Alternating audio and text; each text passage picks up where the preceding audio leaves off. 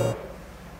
Well, warm-up games, I think, are those sorts of things that can just really free you up so that you kind of get rid of everything else that's going on and learn to play. Showing who through the use of an object, I find was just such a, it was fascinating how everyone, no matter how completely unrelated, mirror speech is quite a really interesting experience because people are actually connected and you have to pay your attention all in the other person, and somehow you come out of your brain and you're just there, you're present there. So it's no motion at all, you're just there. One of my favourites was Wink, which I haven't played before, and it was just you know, sort of a simple tag game, but I can certainly see myself doing that with the children that I teach because I think they'll absolutely love it.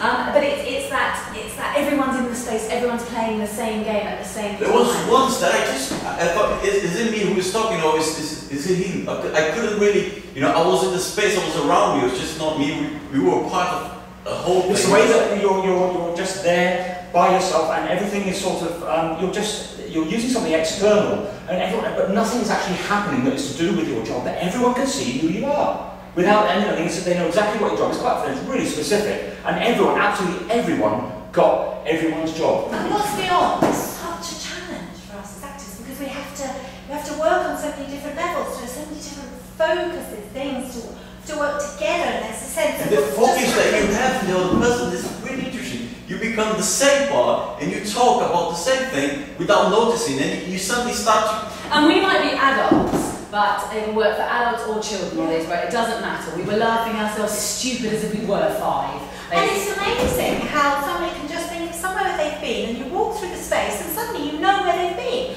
And they don't say anything, they don't do anything, but you know exactly where they've been and where they're going to. Just like a child playing. You don't think, you just go there and you run and you try to catch everything. So it's there. You try to play with your fellow player, and you're there, and you try to follow everything. You just forget everything. And you can be completely still. Nothing is changing. Your face seems to be absolutely still, and nothing seems to be changing, and yet we can see a complete change of emotion or and something as simple as tag just means that you are in the moment at that time, because everyone's, you know, the tag changes. One person's it, next person's it, as soon as they're touched, and it's at that moment that they get touched, everything changes. And that's where actors need to be all the time, in that moment of changing. It's that moment of realisation where something... That moment of emotion that if they are connected there, they're just thinking of that and really focus on the objective of doing the song. Really working together, really working on the problem together, and keeping that... And the Prince of Paris has lost his hat, which is fantastic.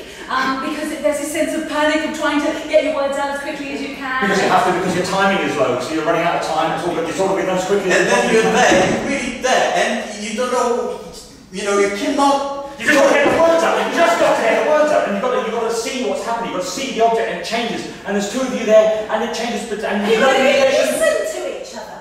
Just listen. And it's not